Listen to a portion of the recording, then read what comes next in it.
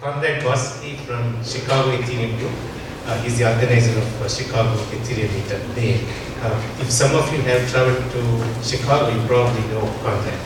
He's excellent, very interesting background. Conrad is a physician. He's also an Ethereum developer for a long time. He's also an author. He wrote the book Land of Lisp, which is used as a textbook in some of the courses. And we are very glad to have Conrad here.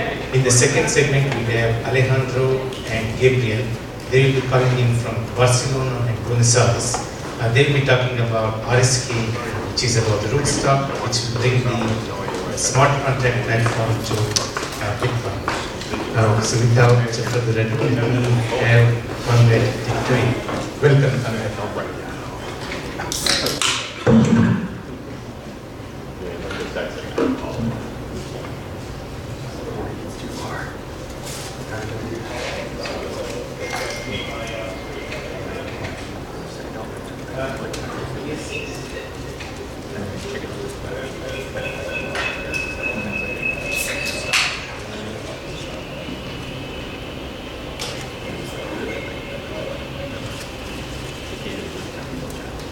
Let me see if it works now. Are you guys hearing it over there?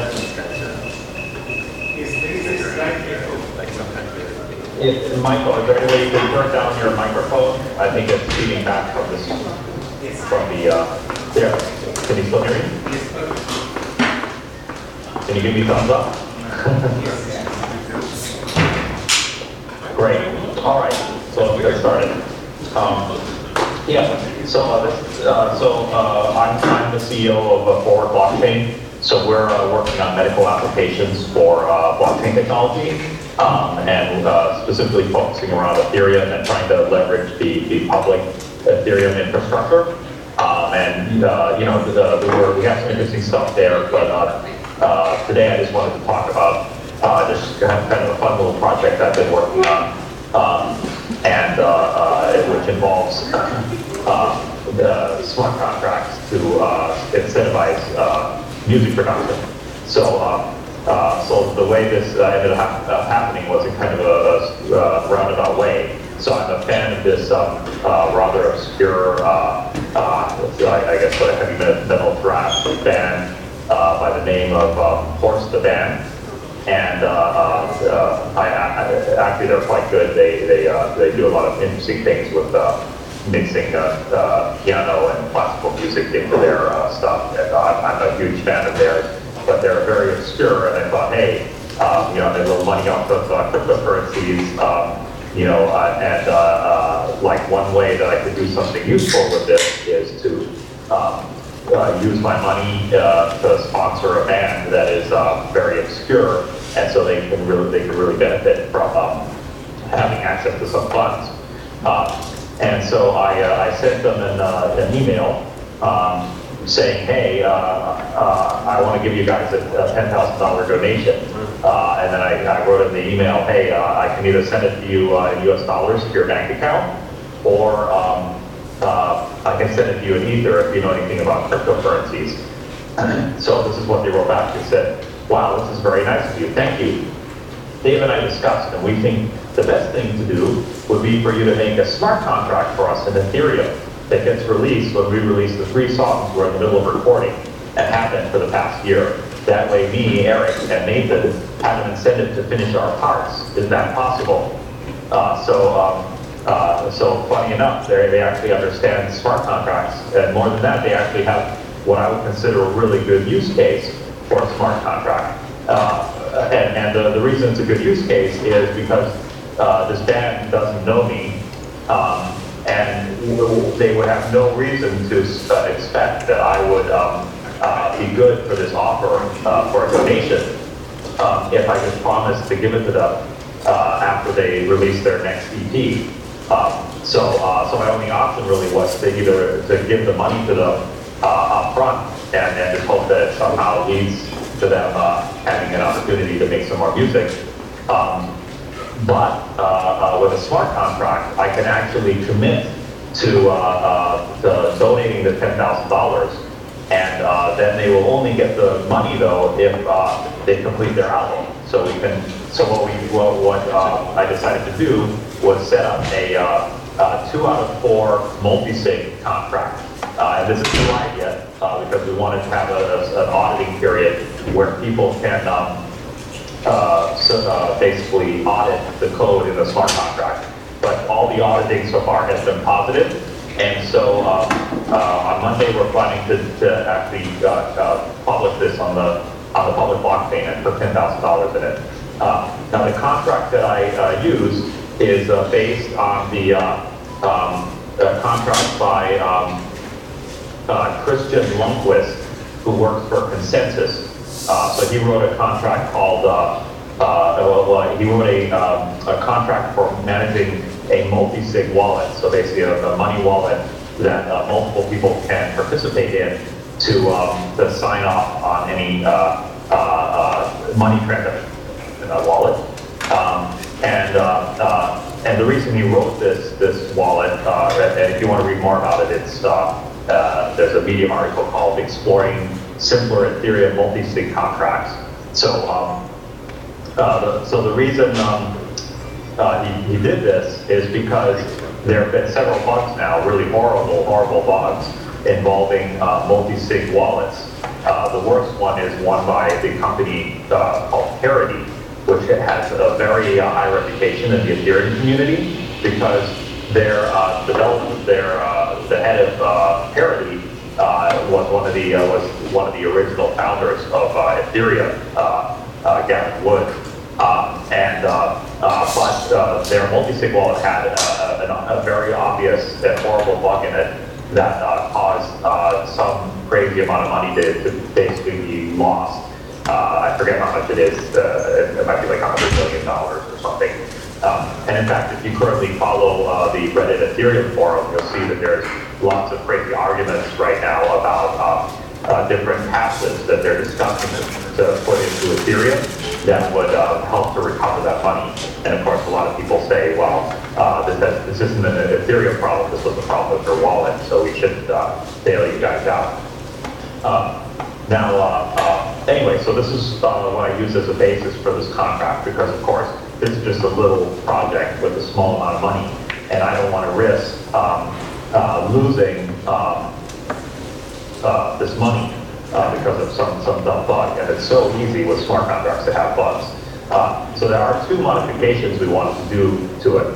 So the first thing is usually the way these multi-sig wallets work is they're just general purpose signature systems, and you can send money to any destination at any amount as long as you have the right number of signatories to agree to this.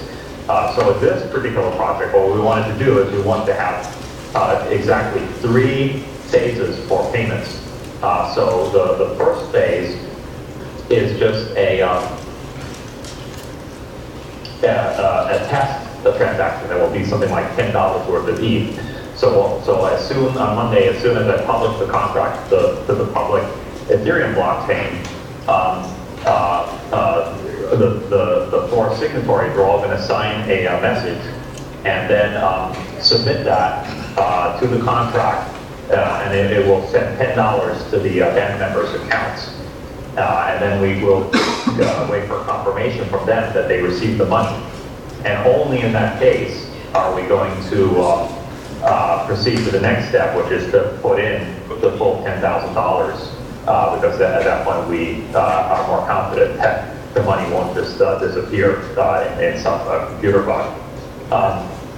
And then the band members ask that once they are able to mix the album, 1/3 of the funds would be unlocked. So that's the second stage. So we're just going to do this on the honor system. When the band members say, hey, we're done mixing the album, we'll unlock 1/3 of the funds. And then finally, when the album is publicly released, the signatories will sign to unlock the remaining funds. And again, only 2 out of 4 signatories have to sign the message in order to unlock the money. So if I get hit by a bus, the remaining 3 signatories still have all the power they need in order to recover this money on behalf of the band. Maybe this is a good time for me to take a break for questions. Are there any questions? Anyone has any questions? Can you hear me still? Yes. Thank you.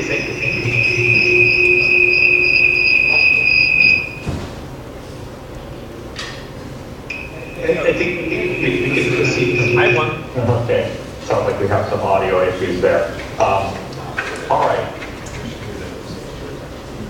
I just was curious who the other signatories So are. that's So we can number ask one. later. Now, the thing that's important about this multi-sig that Christian Lundquist published is that all of the data in the contract is it's very hardened against any sort of hacking attacks and against any sort of inadvertent bugs. So the way to prevent bugs and hacking attacks with smart contracts, one of the best ways is to simply reduce your attack surface. So you want to write smart contracts that have very limited features and have very few entry points that you can call. So if we look at the code for the smart contract, here's the actual code.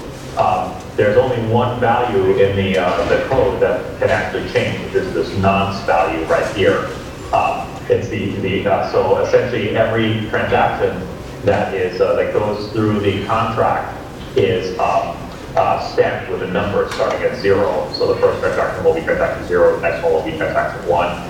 And when the signatories sign off on a transaction, they will include that nonce. So essentially, if somebody agrees for payment 0, that does not mean that you can use that same signature for payment 1. And that's the only value that actually changes. Oh, you're not seeing my screen. Let's see what's happening here. Oh, I see. Okay, got it. Are you able to see my screen now? I'm pretty sure that's good now. Yeah. Send me another message if you can't see it. So anyway, so this is the contract. And as I was pointing out, the nonce here is the only value that in the contract that ever changes. So this is a counter of what transaction we're currently doing. Everything else is fixed the moment the contract is deployed. And then there's only one function you can call, which is this function called execute, which would be called one time for every money transfer. So if there's up to 4 signatories, but we only call a function once, then the question is, how do we get the information from the other signatories into that function call? And so usually the way multi-sig contracts do this is that every single signatory that has to sign off on this process has to call the smart contract. But that greatly increases the complexity of the code because because now you have to keep track of the state in terms of who has signed and who hasn't signed, and there's lots of room for either a hacker to be able to find an exploit or for a bug to happen where the money gets trapped.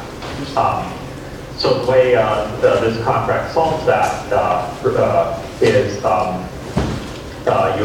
that the signatories actually sign offline. So I have to actually create a little app. This is what the app looks like. It's very primitive because it'll only be used a few times by the signatories. It's not a public app. But essentially, what you do is I'm going to generate a message, which is in a very specific hexadecimal format, and it basically says that we want to send X amount of dollars to this to the band accounts. And I'm going to send this hexadecimal string to each of the signatories, and they will be able to then use MetaMask, which is this plugin for Ethereum, to where their account information is stored, and they'll be able to use that to sign a signature, a digital signature, saying that they agree with this message. So if I hit calculate here, it pops up a window, and I now have the option through MetaMask to sign this message. And if I do that, it generates these funky-looking numbers here via RNFs. And for those of you who know a little bit about cryptography, you'll know that these are the 3 parts of an elliptic curve cryptography signature. And this information, they have to email it to me. and then I will execute the function call, and I supply everybody's VRNFs into this contract as an array, and that's what we have to do in order to make any money transactions. Now, the last thing, though, that where our contract has to be different than the basic multi-sig wallet contract is that we want to split the money that we're sending to the band members, and we want the addresses to be hard-coded. So we don't want the money we don't want two of the signatories to decide they would rather have the $10,000 and just abscond with the funds by sending the money to their own destination. So to avoid that, what we do is we hard code the multi-sig, the destination addresses, so that they can only go to band member accounts. And then what we do is have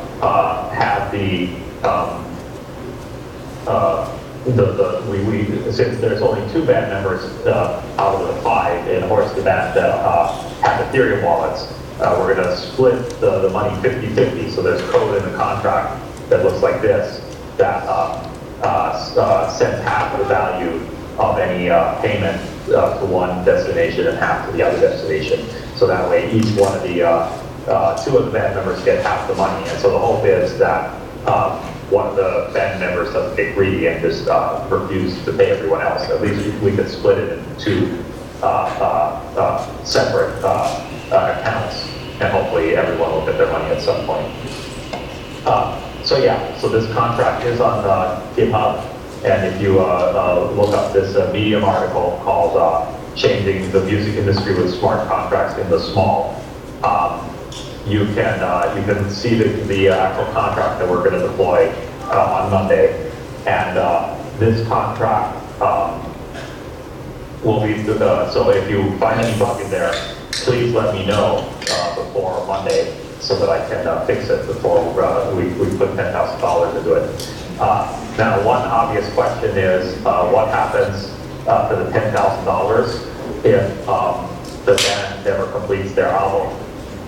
So the way the contract is written right now is there's no escape hatch. So if the band doesn't finish the album, the money will be trapped forever, and anyone else who owns Ether, the value of their Ether will go up by some fractional amount based on the decrease in money supply.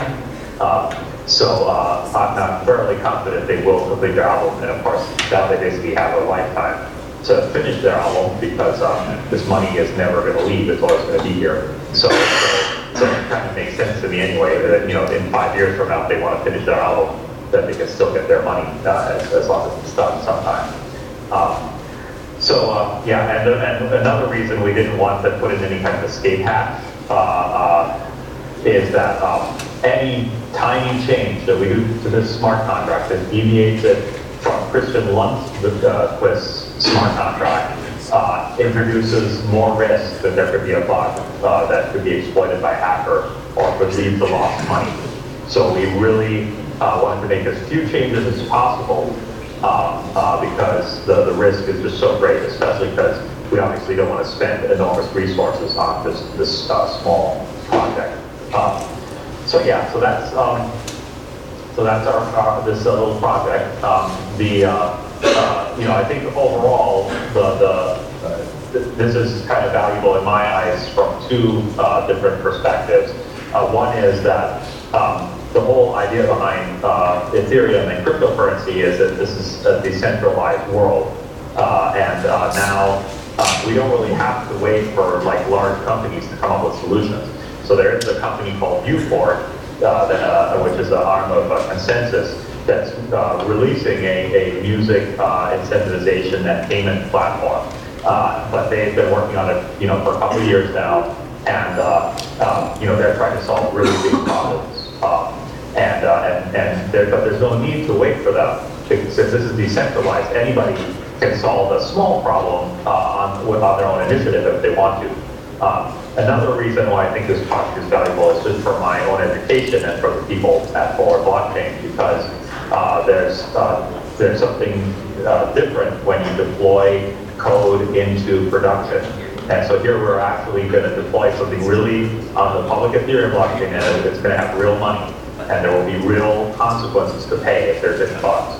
And so it's better to do that now when we're dealing with some money for a banned project, as opposed to a year down the road when we're starting to put medical information on the blockchain. So this is another way to make sure we understand all the risks that are involved in this process.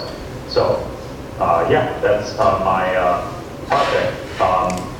Yeah, I'm happy to take any questions. I don't know if we can type it in or if we can. Maybe what you can do, I think what you should do is turn down the volume when you ask the questions, and then you won't get feedback. Yeah, my question was just who, he mentioned there's like 4 people that signed it, and I know 2 are band members, and one's him, and who's the other one? Were you able to hear me? Conrad, are you able to hear me? So there was a glitch in the audio. Can you repeat it? Are you able to hear me now, Conrad? Yeah. Perfect. So the question was, there are 4 members who signed this wallet, right? It's a multi-sig wallet. Who are the 4 members? One is yourself, the 2 are from the bank, there's one more, right? No, there's nobody from the band. So these are 4 independent, objective people. So one of them is this guy, Disruption Joe, who is an editor-in-chief. Chris, who's said to do it. And we have somebody theoretically from the 4th slot, but if anybody at this meetup is, for some reason, really excited about this and has MetaMask on their computer, they're welcome to become the 4th signatory. Let me know. Conrad, I had a question. Now, how difficult is it to write a contract from security perspective? So this is a small project, which is not big. As the stakes increase, the liability also increases. Liability also increases. Now, your decision not to put the escape hatch, wasn't it better to experiment now than later?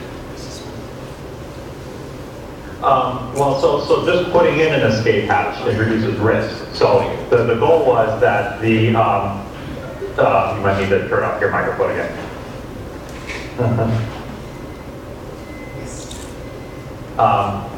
So the goal was that we want to make as few changes as possible from Christian Lundvik's multi-sig wallet. And the reason is because his wallet has a very good reputation and has already been heavily audited by the Ethereum.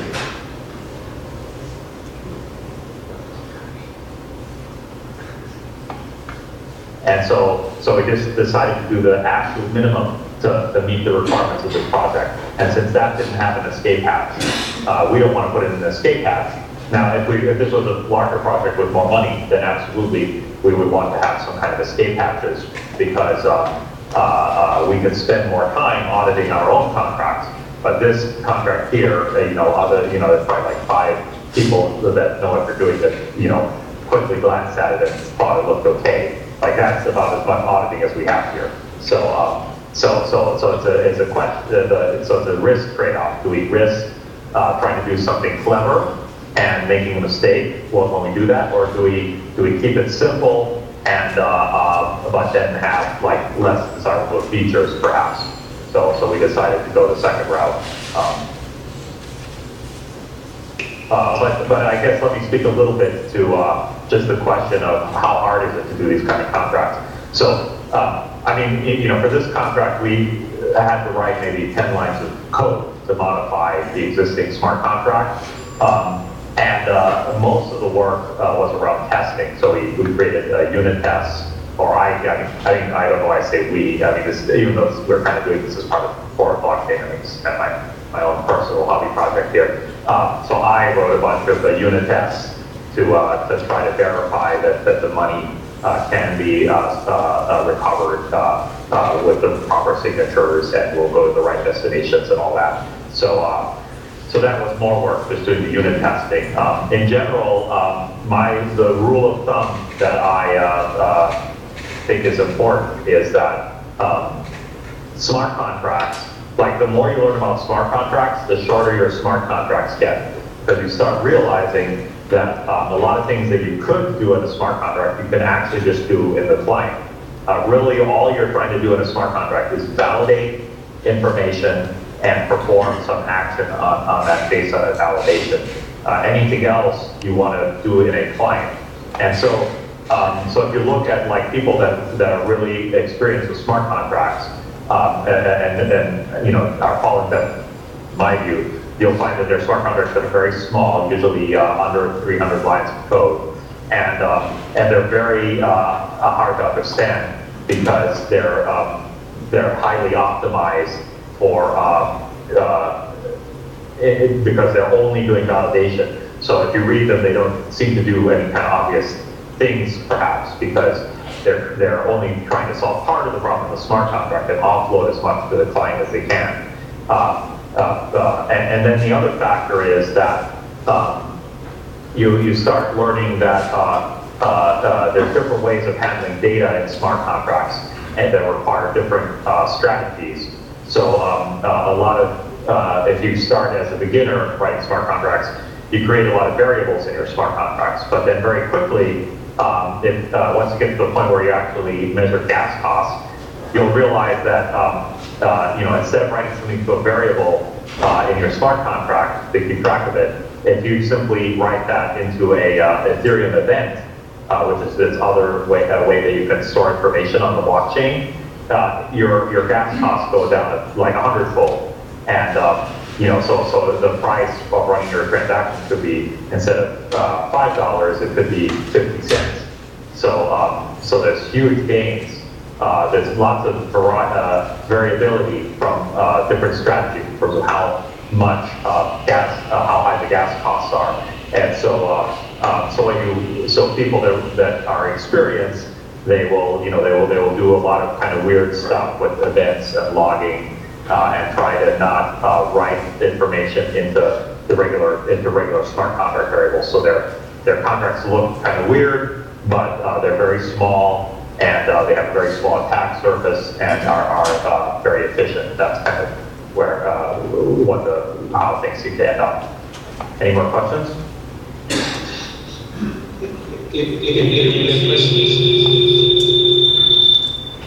What was the gas cost on this one?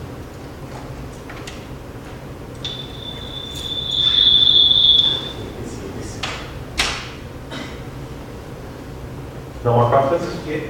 One more question on that. What Okay. was the gas cost on this contract?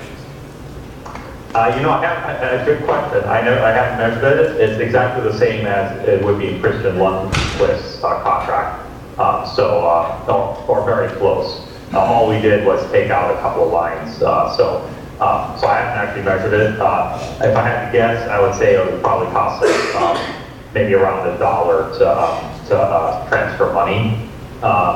And probably submitting the contract is going to cost some money. It might be like $20 or something. Just because in the last few months with CryptoKitties, the gas costs have really gotten a lot higher than in the past. One off topic. Any comments on this new game, Crypto Nation? So I don't know it. What kind of game is it? Oh, it's the next one. It's like using half the capacity of crypto. It's the next. It went viral in the last couple of weeks. But I thought you would have some comments. That's it. Don't know it. Any other questions? Well, thank you so much, Conrad. It's a pleasure. It's an honor. Yeah, great to meet you guys.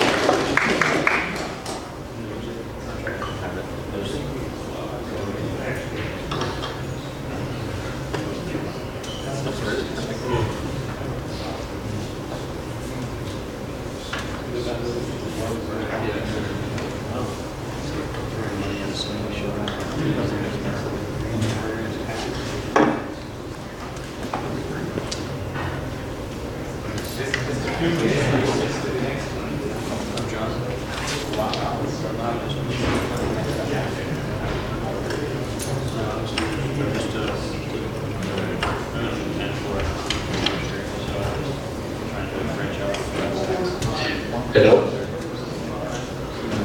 Hello, good afternoon. Thank you for coming in. Hi. This is Gabriel Corman. I'm RSK co-founder. Excellent. Welcome, Gabriel. So go ahead and please tell us a little bit about yourself and RSK and how you came to it. Well, first of all, thank you very much for inviting us to participate in the meetup. It's an honor for us to be here and able to present what we've been doing in the last 5 years. Before I start, to give you a little background on the RSK co-founders. We are from Argentina.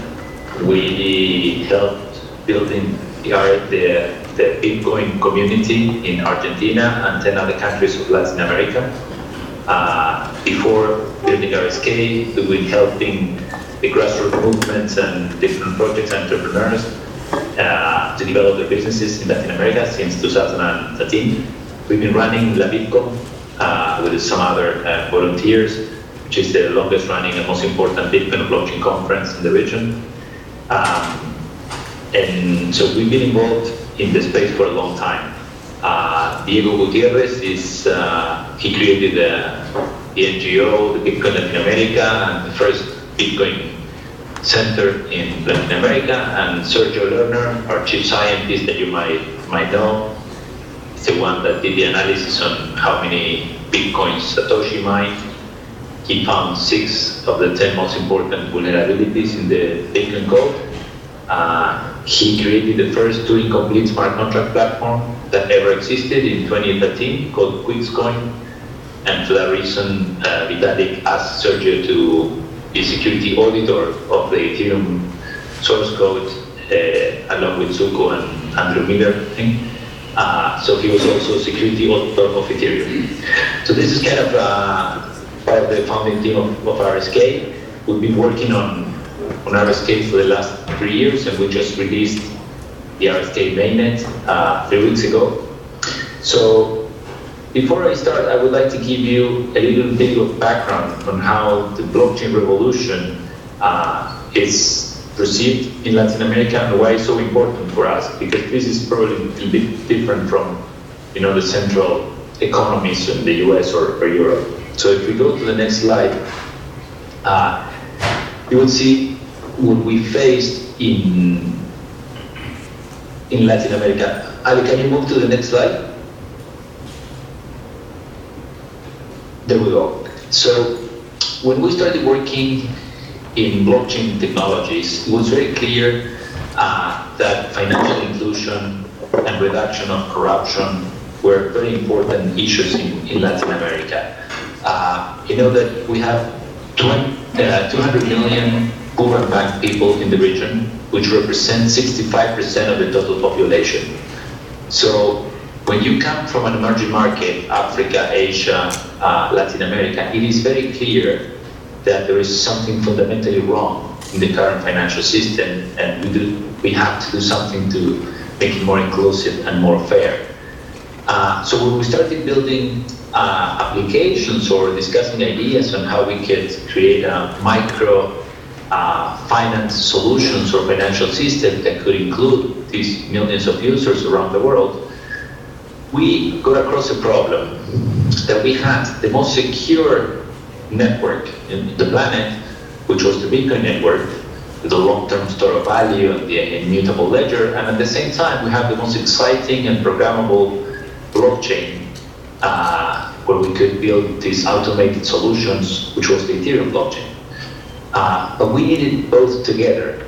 We wanted to have a network that could hold millions or hundreds of millions of euros in microloans, and at the same time they could have the flexibility and programmability of smart contracts to make it fully automated.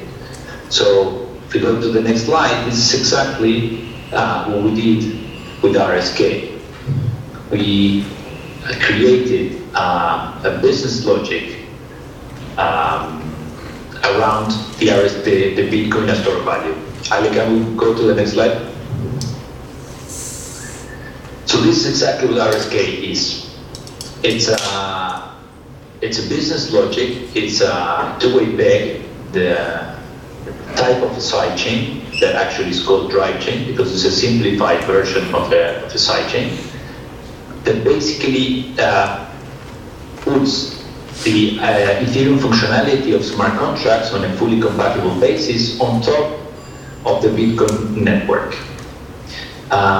So if we go to the next slide, we believe that blockchain technology is way more than a cryptocurrency or even a technology. We believe that this is a new era of the internet, that we expect to bring the same benefits that the Internet of Information brought to our society, instant, permissionless, almost for free and democratic exchange of information, but now applied to any kind of value across the world. And this is what we call the Internet of Value. And we believe that the combination of the security of the Bitcoin network and the flexibility of two complete solidity smart contracts could play a key role in the construction of the Internet of Value. So if we go to the next slide, I'll show you the 5 pillars on which RSK is being built. Just a question, how technical is our audience? Would you appreciate if I get into a few technical details, or should I keep it general? Well, Gabriel, I think we have a combination of audience, but majority are probably not very technical. Okay, perfect. So I'll explain it, but I'll make sure also that if we have a few developers, they understand how this works. The first pillar, the one in the left, is that we decided to make the RSK virtual machine fully compatible with that of Ethereum. So we really appreciate all the projects that are being built on Solidity and Web3. There is an amazing pool of talent of people developing smart contracts, and we wanted to make sure that anything we would build would be fully compatible and provide them an alternative, an option. Having options is always great, especially if you're building $100 million company or ICO, and you're building technology that should not be liable on the underlying infrastructure. So we thought it was very good and interesting to provide all these use cases, the alternative or the option to run those same solutions but now secured by the Bitcoin network. So this is the first pillar, is that RSK is fully compatible with Solidity, Web3, and any smart contract that runs on Ethereum runs on RSK. This is one of the reasons why we received so much support from the Ethereum smart contract community.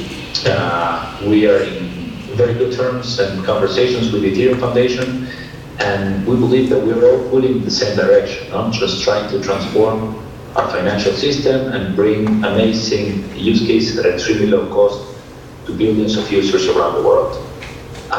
The second pillar, the one on the top, is that we decided not to create a new tradable coin.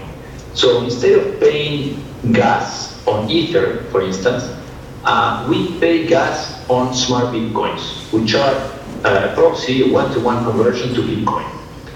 And this is the reason why RSK has so much support from the Bitcoin ecosystem, because this could help Bitcoin to scale, and also could help Bitcoin to be used to its full potential. So to give you an idea, with Bitcoin you can process around 5 transactions per second. In RSK, with smart Bitcoins, you can process up to 400. And with the Lumino network, which is the RSK off-chain payment channels, we can process, or we will be able to process up to 20,000 transactions per second off-chain. So many people see the second layer solutions on top of Bitcoin as a very interesting way to scale Bitcoin transactions in the long run.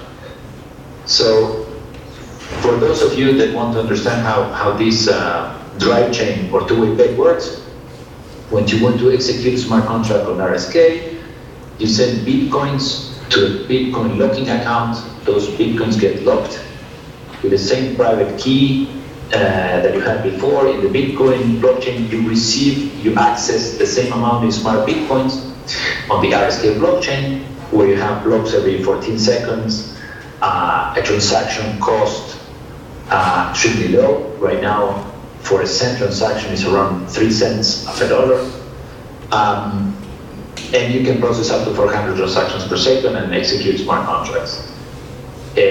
Once the user or the miner wants to cash those smart bitcoins back, they send those smart bitcoins to the peg and they release the bitcoins that were locked in the first place. So this is how the bridge works.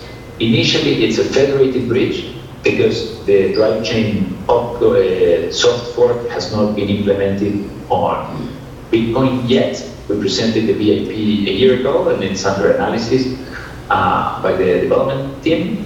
And as soon as the drive chain is implemented, we will go to a hybrid model where the release of the funds is done by combinations of federated signatures and proof of work signatures from the miners.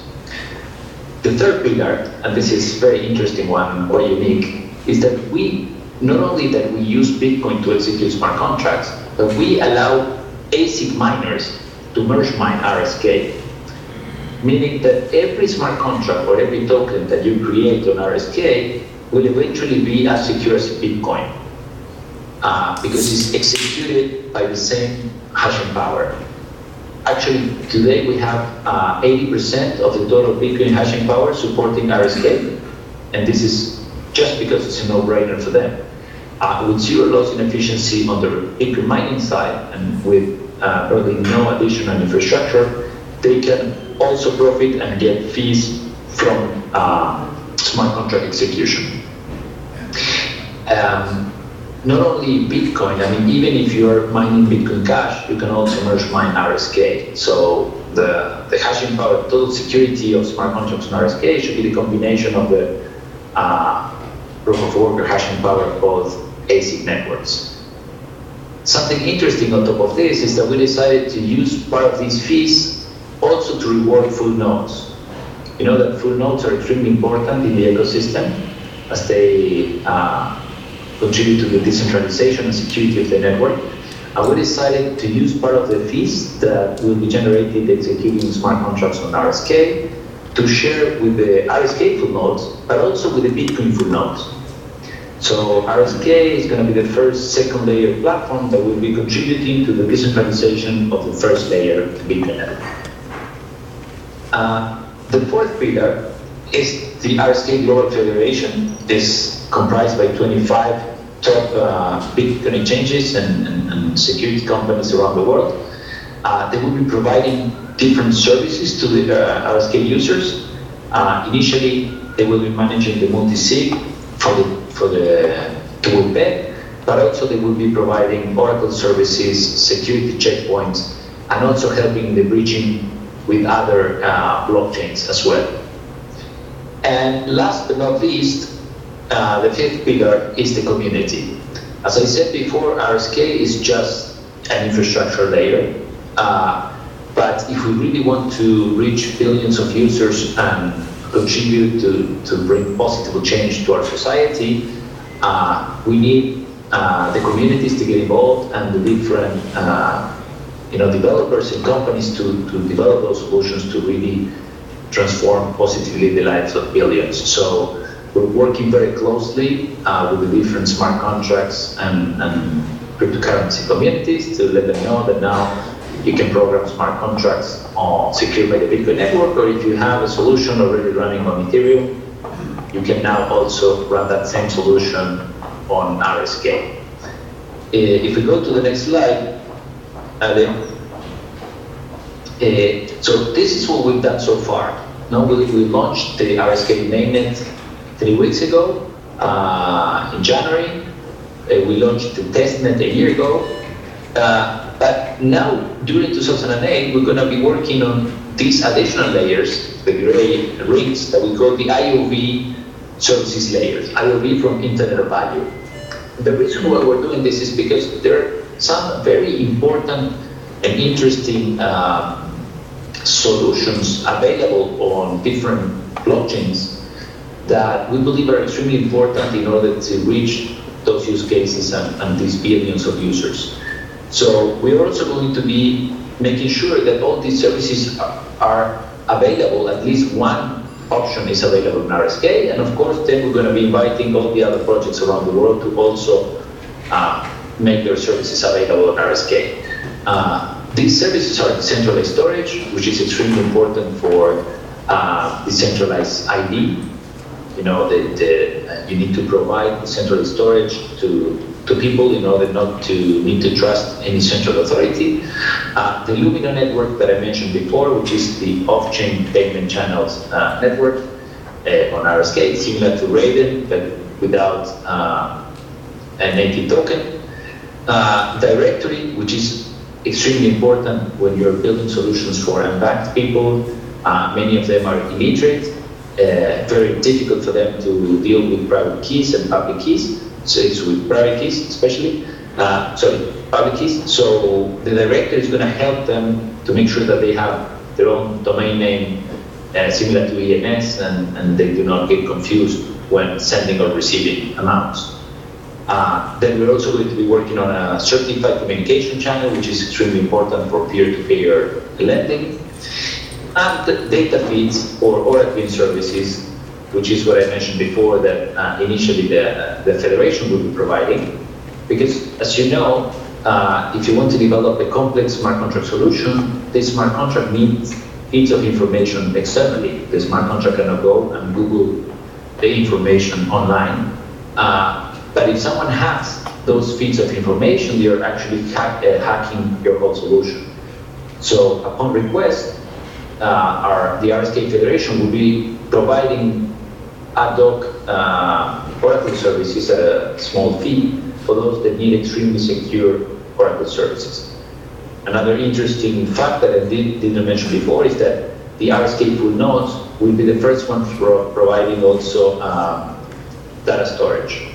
So yeah, we're going to be using the RSK infrastructure in order to serve the RSK users with all these services. So if we go to the next slide now, I would like to show you a few use cases that have been developed over the RSK testnet in the last year, and now they're moving into the RSK mainnet.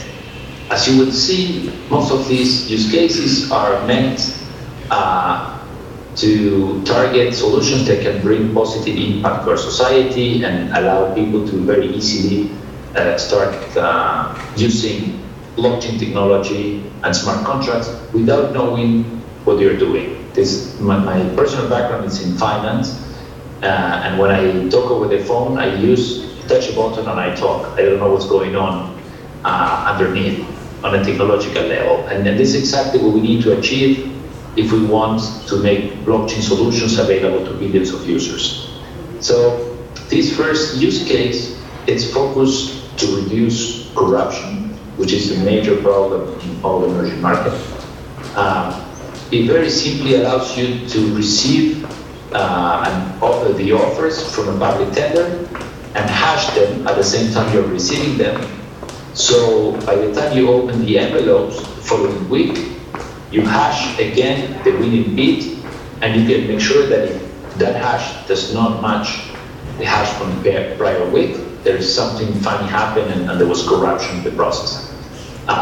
This is something that could be used for governments or corporations for a few bucks per hash.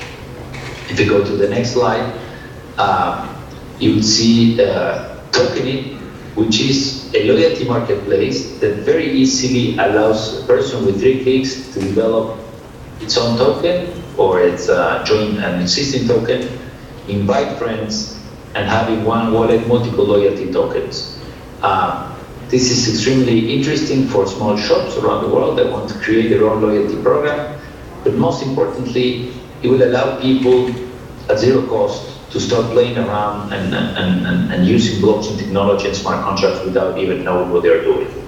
Every single token on Tokenit will be as secure as a Bitcoin because Tokenit is built on top of the RSK network.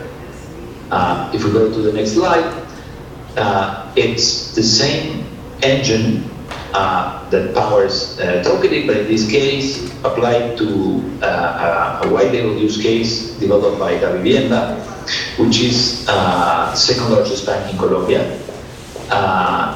And Davivienda's main purpose as a bank is to promote financial inclusion and reduction of poverty. So they were very active and interested in testing and piloting blockchain solutions. So we created for them a roadmap where the first stage was an employee loyalty program with zero regulatory risk and zero commercial risk. That stage has already been concluded with excellent results, with around 500 employees buying lunch with tokens in their own cafeteria. And now we're starting stage 2 when we expand this loyalty program to their 3.5 million customers. And once we have all the customers using the blockchain app with loyalty points, the next step would be talking to the Colombian Central Bank, with which we are already in conversations, to promote micro-lending and financial inclusion solution, just adding a new token, allowing deposits and loans, but with the same framework underneath. If you go to the next slide, it's a similar use case developed by, for Tarjeta Naranja. It's the largest credit card company in Argentina. Exactly the same roadmap as we did with the Vivienda, but the only difference is that the stage 1 was to incentivize their sales force. They have 160 branches, and they were playing a game called Olympics. Well, we tokenized that solution on the RSK mainnet, and the different teams started receiving tokens every 2 weeks, and at the end of the quarter, the branch that had the most points were able to exchange those points for rewards. After playing around with this solution internally for 6 months, the Tarjeta Naranja is moving to the second stage and expanding the loyalty program to all its customers. If you go to the next slide, these are some other use cases that some RSK partners are discussing or exploring. Micro insurance, loyalty for insurance with telematics, tokenized factoring. 50% of Chinese consumer credit and SMEs credit is done through factoring. Regulated microinvestment and commodity tokenization, especially to promote investment among unbanked people, and at the same time funding governments with government debt. Also, a major problem in Latin America is the distribution of social assistance, which is always a huge corruption problem. So we are talking to governments in order to distribute that help, that financial aid through blockchain solutions with blockchain transparency. If you go to the next slide, Ale. These are 4 projects that I would like to briefly describe. They're all not-for-profit, but it's something that we are also spending some time because we think it's very important for the ecosystem as a whole. The first one is called Blockchain for Humanity, and it's a decentralized accelerator looking to promote social change and use cases that can transform our society for good. The project has volunteers around the world, and it's completely blockchain agnostic. So the idea is that we identify those projects that are working on decentralized ID, financial inclusion, transparent government, or anything that could really bring value and positive change to our society, and we help them as much as we can with funding, with connections, with use cases, to make sure they develop a proof of concept. And as I said before, they don't need to be on RSK. We believe that any blockchain solution can transform our society for good. It's something that we should promote and encourage. The second project is La BitConf. As I said before, we've been running this conference across Latin America for the last 5 years. We did it in Brazil, in Mexico, Argentina. Last year was in December in Colombia. If you go to La BitConf YouTube channel, you will see the video from last year. It was hilarious. We invited Tori and Satoshi Nakamoto. So that was our secret speaker. We brought Satoshi to the conference. It was a lot of fun. This year it's going to be in Chile in December 2018. And basically, the main purpose of this conference, you won't see any ICO pitches there. It's all about community and technology. We bring different blockchains and different teams promoting innovative technologies. And it's also a great opportunity to meet all the projects that are happening in Latin America, members from the financial system, regulators. And it's amazing how the Bitcoin has a huge impact in every community after the Bitcoin happens in that city, in that country. But then we thought that doing this once a year was not enough. So we decided to create La Bitcoineta project. Camioneta means minivan. So La Bitcoineta is like a Bitcoin or blockchain minivan that will go from small town to small town across Latin America, keeping the spirit of La Bitcoin alive and explaining small entrepreneurs in small villages how they can start using cryptocurrencies, how they can get self-employed, learn to become developers. So kind of a crypto Che Guevara project growing across Latin America. But the most exciting thing is now we have friends that want to replicate this in Africa, in Eastern Europe, and in Asia. So hopefully we will have a Bitcoin Meta-like project all around the world, just reaching these people and entrepreneurs that need blockchain technology the most. And finally, as you all might know, the lack of resources and talent in the blockchain space is one of the largest problems that we have. So we decided how we can help from RSK, and we created this set of courses called RSK Educate. There's one course for decision makers and one for developers that we share with education institutions for free. It's not an RSK course, it's a full blockchain stack, Bitcoin, Ethereum, RSK, smart contracts, Solidity, how to develop dApps.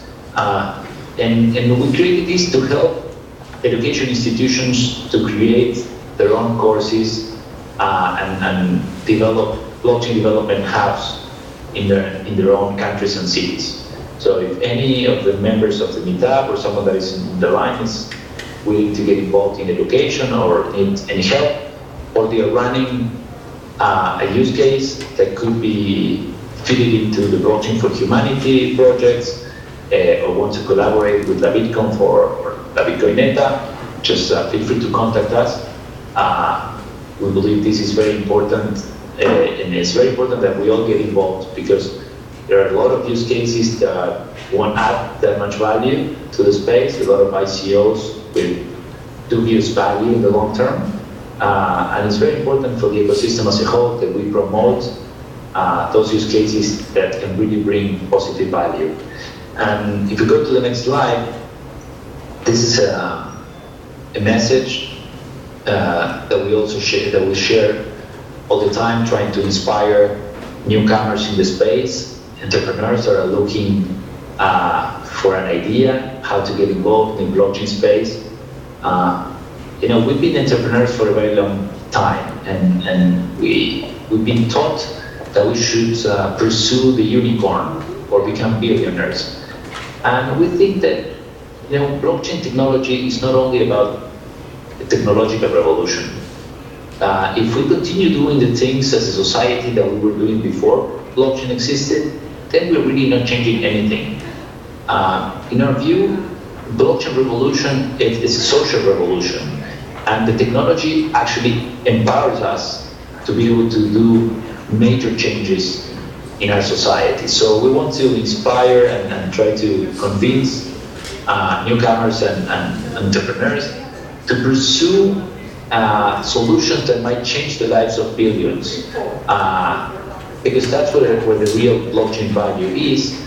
And most interesting, most probably in the next 10 years, most of the margins and the value of the financial system will remain in the microtransaction segment.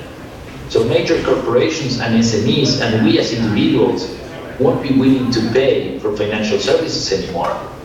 So the funny and the interesting thing is that there might be a chance that those projects and those entrepreneurs focused in transforming our society in positive ways and bringing solutions at extremely low cost for billions of users will at the same time be developing the projects that will be the most successful ones. Then I have a few slides to share with all of you in case you want to get involved and learn more about RSK. This is the GitHub where all our code is available, it's open source. We really encourage innovation and different blockchain solutions as long as they are open source. All our technology is available for the world. And we want as many developers and members of the community to get involved. If you have any technical questions, you can go to the second link, which is the Gitter chat. You can ask directly to the core team any questions that you might have when loading the nodes or implementing your smart contract. For the next couple of months, we are providing gas for smart bitcoins of the mainnet, the whitelisting version, because we want to make sure there is no major ICO before most of the miners are already implementing the merge mining plugin and all the federation members are fully on board. We expect around May to be able to eliminate the whitelisting, but if you want to test the RSK mainnet now, just sign up for the whitelisting. If you go to the next slide, you will see the link to get involved with the education projects. If you go to our website, rsk.co, you will find it. Otherwise, this is the link. We launched a bounty program because we want all the development community to get involved and participate. So if you want to take a look at the code and help, please participate in the RSK bounty program. And we also created a network of partners that we called the RSK ambassadors. One of the things that we believe is very important in order to reach billions of users is that we do not need to reinvent the wheel every time. So if a good solution for direct transparent government or for tokenized factoring is created in Brazil, it should be available for everybody else that wants to use it. And the same thing for technology that's developed in France and China. So we've created this ambassador program for developers and commercial people that want to become and get involved and commercialize RSK solutions. I'm going to make it very easy for them to have a value sharing with different applications that are available on RSK, so we can reach billions of users as fast as easy as possible. So this is what we wanted to share with you very quickly, what we've been working on the last 3 years in RSK. Here you have my contact information and Ale's information as well. Ale is helping me in our community efforts to get in touch with all the different communities and help them develop solutions on RSK and receive their feedback. So thank you very much for the opportunity to present here in this meetup. Thank you very much, Gabriel. It's an honor to have you here today. I think we ran over a couple of minutes, so if someone wants to leave, they can. If anybody has any questions, please let me know. I have some questions regarding the block times. We have the RSK block time, which is 14 seconds. And then the Bitcoin block time, which is 10 minutes. So are they 9 different? Yeah, it's a very interesting question and something that I didn't mention. So the RSK blockchain has blocks every 14 seconds, and the way it works is the following. You know how mining pools work, no? So they receive different solutions from thousands of miners at a very high difficulty level, which is the Bitcoin difficulty level. Now, the mining pools need to know exactly how much hashing power each miner has in order to be able to distribute the shares once the mining pool finds a positive block. So the mining pool also requests every single miner to provide answers at a very low difficulty level that is called proof of mining. So the mining pools receive every 30 seconds a lot of answers that are valid for the proof of mining, but they are not valid for a Bitcoin solution. The RSK difficulty level is right in the middle between the proof of mining and the Bitcoin difficulty. So basically what RSK does is using all the scrap and all the answers that the miners are receiving anyways every 30 seconds and test them on the RSK blockchain, which finds multiple positive solutions. So this is how the Decor consensus protocol allows Bitcoin mining pools to merge mine and provide the same security and hashing power to the RSK network without any loss in efficiency on the Bitcoin mining side. And the second question, Gabriel, was about the RSK reward for Bitcoin full nodes. So are we running Bitcoin full nodes or RSK full nodes? Okay, so the way it works is the following, and this is under development.